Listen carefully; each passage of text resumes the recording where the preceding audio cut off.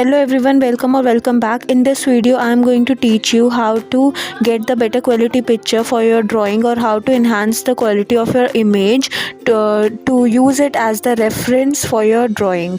So for this we are going to use an app called Remini. Download it from the Play Store and open it. This video is not sponsored. I use this app, so I am recommending this. You can use any other app if you know. Choose the first option, that is enhance, to select the image which you want to enhance. Select the image by clicking on it. Crop if you have to or if you require to, and then press the tick icon.